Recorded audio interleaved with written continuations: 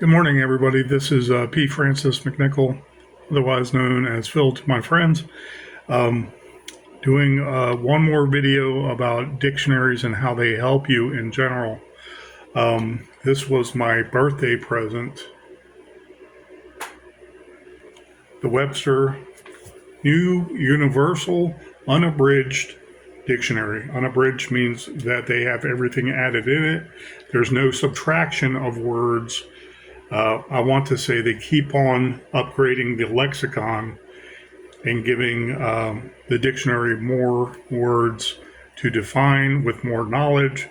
That is, I want to say, up to date, depending on the intermixed languages that the English basically decide to keep in through many scholars. They decide that.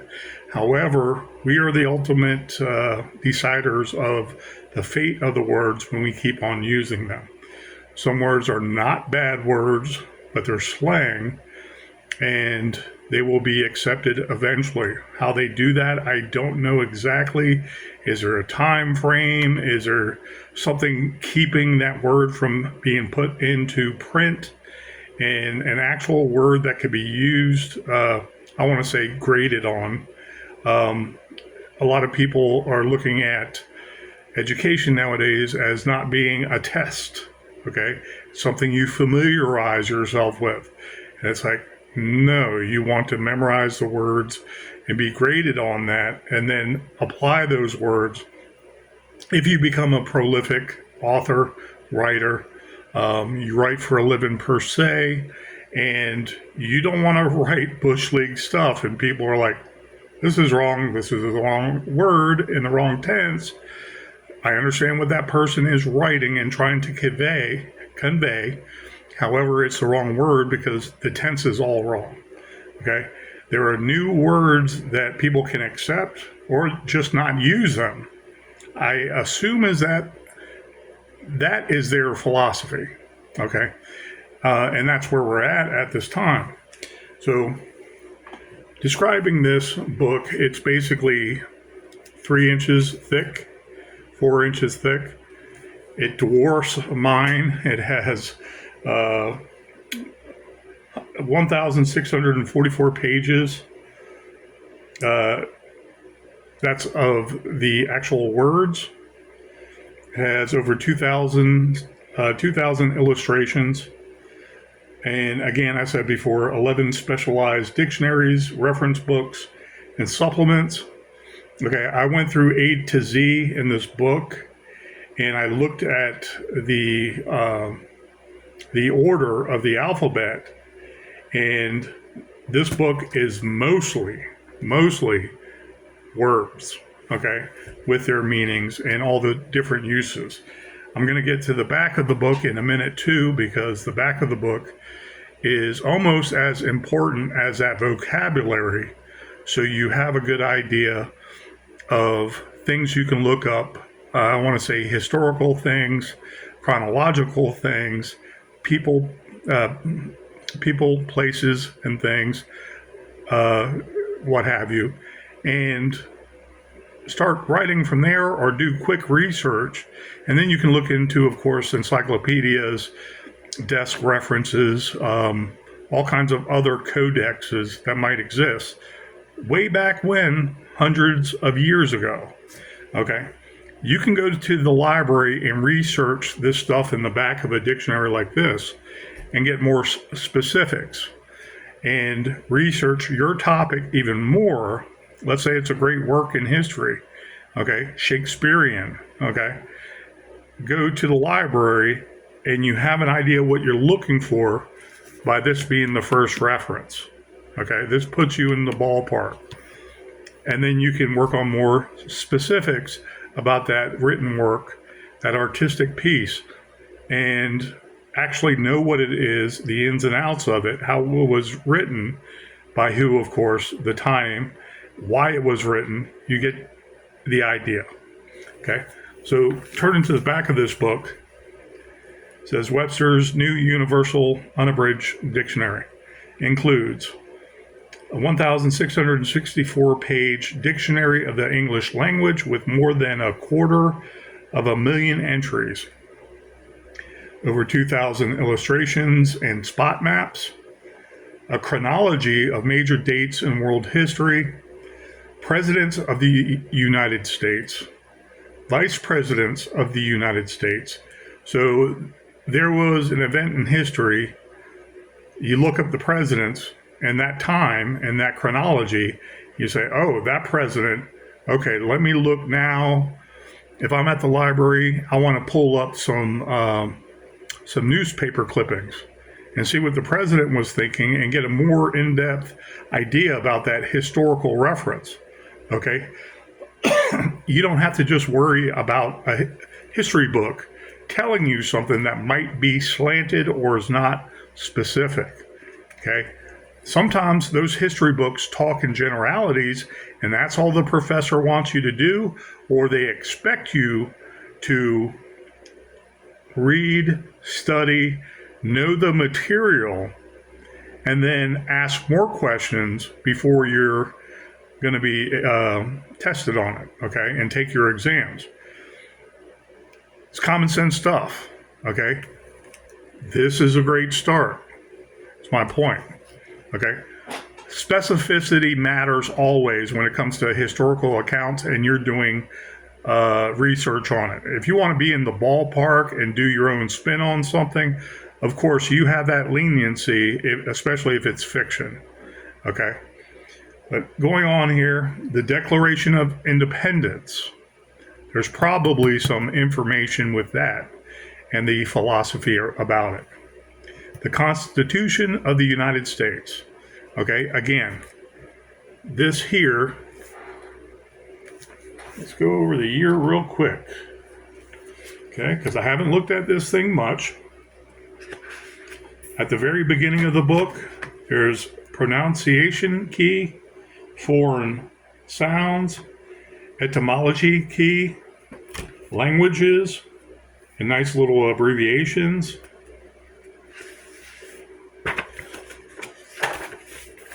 The beginning of Webster, published through Barnes and Noble. Introduction, acknowledgement, and permissions. Copyright, the first, okay. Copyright 1983. The Manual of Style, copyright 1986. The Bad Spellers Dictionary, copyright 1967 and 1963 by Innovation Press. Stein Jess Education Rhyming Dictionary, copyright 1960.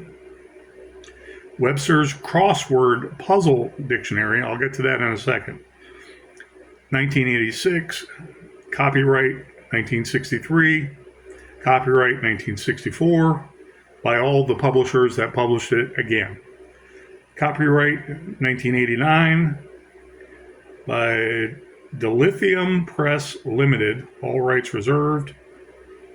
This edition published by Barnes & Noble, Incorporated, by arrangements with the Outlet Book Company in New Jersey, 1992. So this is more up to date. So how much of old school English, and I don't mean old English per se, okay, there's a lot of Germanic influence with our language and people don't even realize that, excuse me, is in here, I mean older English from, let's say, 150 years ago, 200 years ago, still in our lexicon today. That's why it's important to have an unabridged dictionary when you study. And all those extra categories at the rear, okay, they're categorized and they're there for your convenience. Okay, so look at the contents, table of contents, and go directly to the back and start reading the whole back. Okay, I tell my kids this. I tell them that because they are reading more and more. And they started very young writing what they see well. Okay, and then they automatically went into reading very well, and they built their lexicon early, and they're building it more and more, of course. However, the back of the book it is a have you have to have it, okay, to understand a lot more of the English language, and it's fun to read, especially when you learn a lot about America and the actual good America is there for, historically speaking. So, finishing up the back, there's a whole list here. Bibliography of major reference works. That's the history of great works in our language. It might not be necessarily our languages, but it was translated over, and it's just known as a great work once it's translated. A manual of style, an Indo-European language chart. Interesting, it's probably going to have some similarities with enunciation. A bad speller's dictionary, that's probably where we make errors, and the effect word with the effect word, so on and so forth. A rhyming dictionary and glossary of poetic terms. I look forward to reading that. A crossword puzzle dictionary. Now, I looked up, going through some of the pages, and I looked that up, and I was looking at some of what they have is a list of common two-word combinations that might be a one-word definition.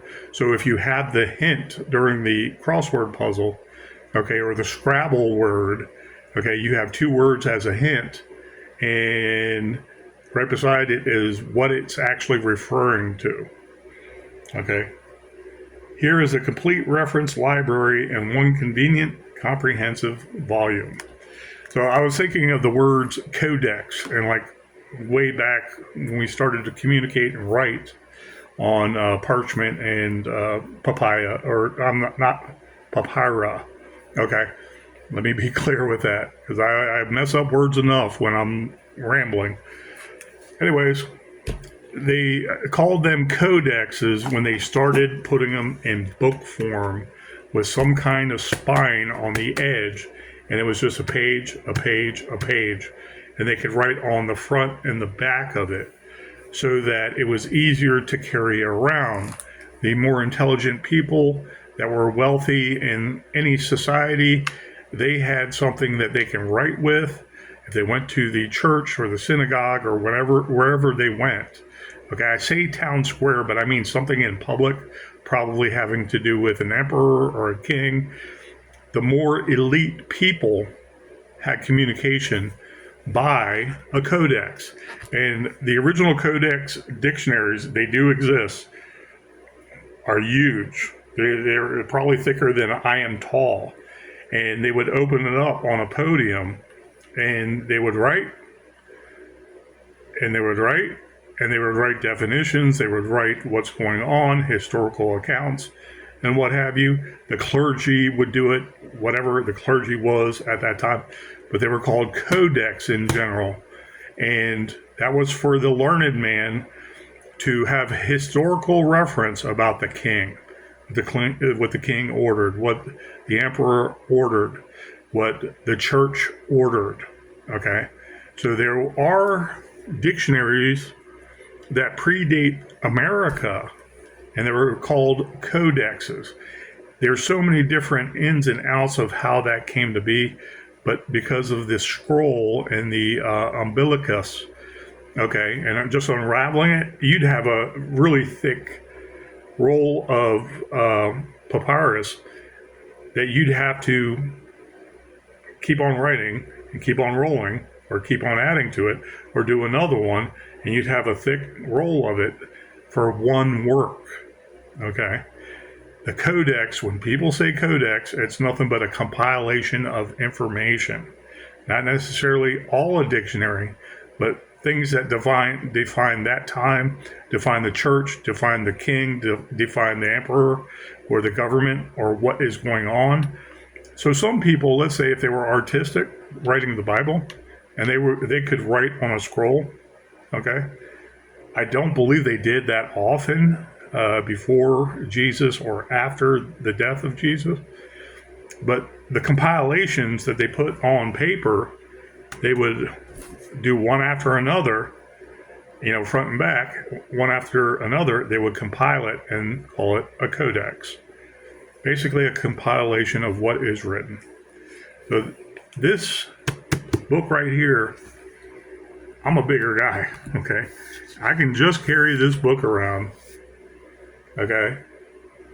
And it's bigger than my 1966 Webster. And I still swear by that 1966 Webster, but with a revival and wanting to read words all over again or some newer words and add, I want to say, better vernacular for saying the same thing. When we look at it a certain way, we want to be artistic. We want those beautiful words to evoke an emotion or a picture that we see, and thereby an emotion. Okay? You don't want to just say the sun is bright. Okay? The water is wet. The ground is dry and hard. Okay? You understand what I'm saying? With that revival, this summer, I'm going to start tonight reading this A to Z. And I look forward to reading the rear. I'm going to do it a little different than I did the first time. First time I read all of the 1966 Webster Dictionary, I read the back of it and then went through all of the words A through Z. Some of the letters, all of the letters I did one full page, and I did proper spelling of the word, the tense of the word. Okay, was it a noun, verb, adjective, what have you. I even got good and I started doing past tense or past participle. I would do the definition, then I would do a sentence, and I would do a compound sentence or a short sentence. So it was known what that word was basically saying. It wasn't just implication. And the dog ran. Okay? It was a very in-depth sentence. Well, I did that basically A through Z, a couple pages each letter, but I read the whole book. I just didn't do all the writing for each individual page. Absolutely not. I read the whole book, like the Bible, a few times. Anyways, this right here is total, okay? And bear with me, I have this Bible, this dictionary Bible on my other dictionary Bibles, and I am by no means an expert on the dictionaries. I just know how they help me. Okay, so to the very rear of this book, through all, that's basically 100 and some odd pages, there's the Z's at page, 1664, where Z ends. The letter Z, as in Zymogen. And I never knew this, but ZZZ is a word. I'm assuming saying someone snoring while they're sleeping. Pretty interesting, huh? So right here at page 1665, all the way to the end at 1854, okay, you basically have over 200 pages of extra stuff that helps all writers through 200 pages that helps all writers, I want to say, enhance their writing, their education about the writing they're about to partake in, some research, and Bad Speller's Dictionary. Let's go there. I just opened that up. Bad Speller's Dictionary. Just opened that up by chance. Lookalikes or sound-alikes. Dairy. Okay, dairy, diary. Dam.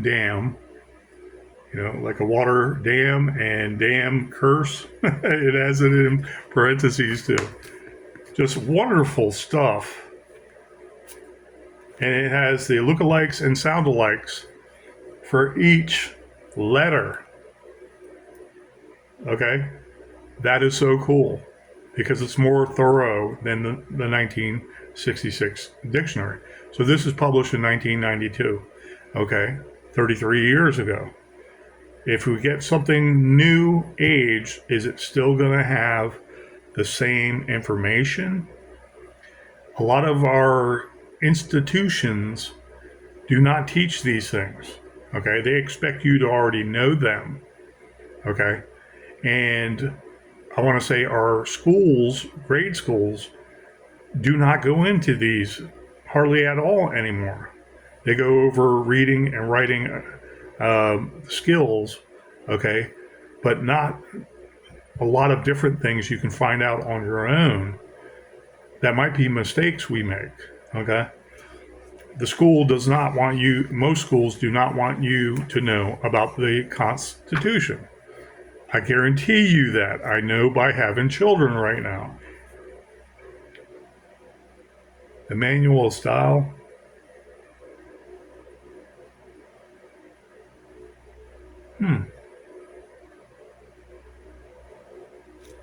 I don't understand that. Okay. Like for instance, they go through A through the letters, through the alphabet. K resh and K term. Oh, okay. I gotcha. Okay. They have the italicized word that's a beginning of a word, and they have their common words that follow it by that hyphen. Okay. So it's basically a hyphenated word. Okay. Like lap. Okay. For instance, lap belt, lap robe, lap, lap streak, lap weld, lap welded, lap welding, large-eyed. So the main word is large, and through the manual of style, they're showing you other words that enhance it. Okay, with that hyphen, when you combine two words, okay, not just doing an M hyphen, combining two words, but the whole statement follows after that, so it's kind of confusing.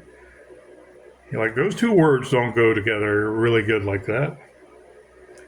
Kick about, kick back, kick in, kick off, kick out, kick up. So you can go through the manual of style A through Z, and you can learn a whole new vocabulary with those combos. Okay? Just so much interesting knowledge here. So on and so forth. So I ordered this, and I think it was under $7 for this big one. The Oxfords were actually $7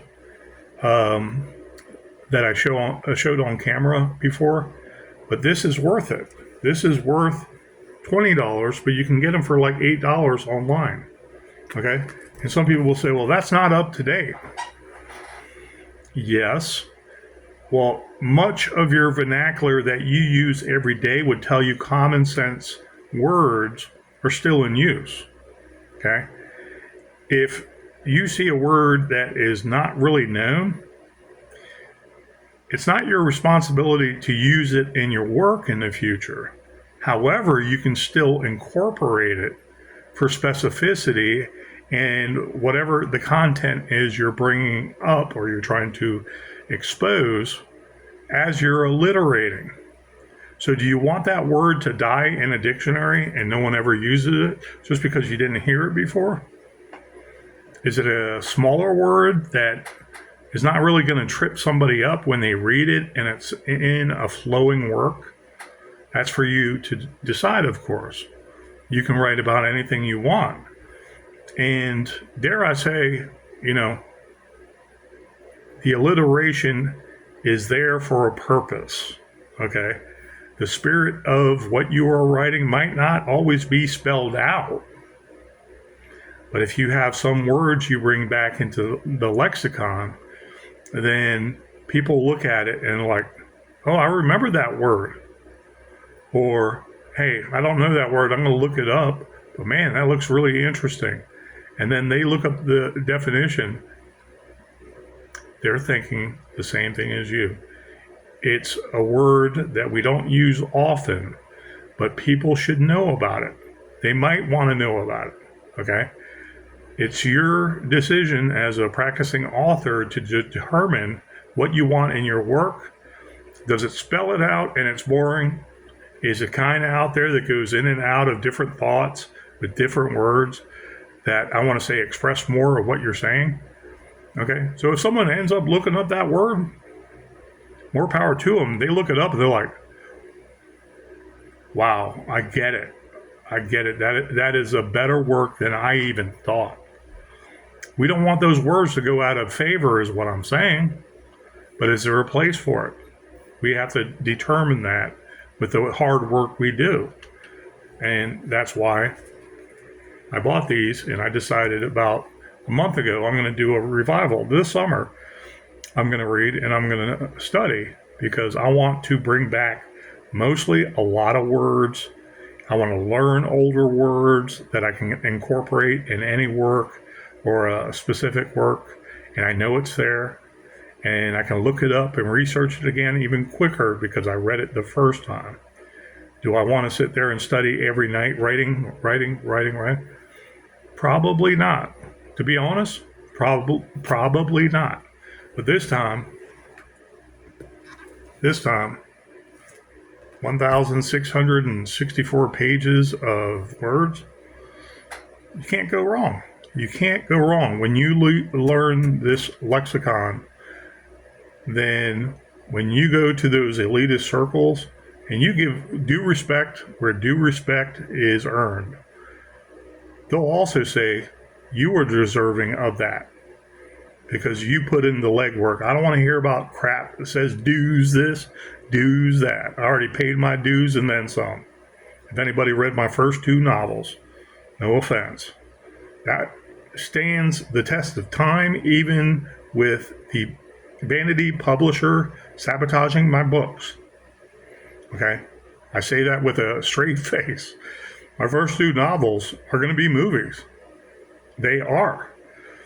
My 3 books since then are not published, and everything I've written, I hope to do movies with. I honestly do.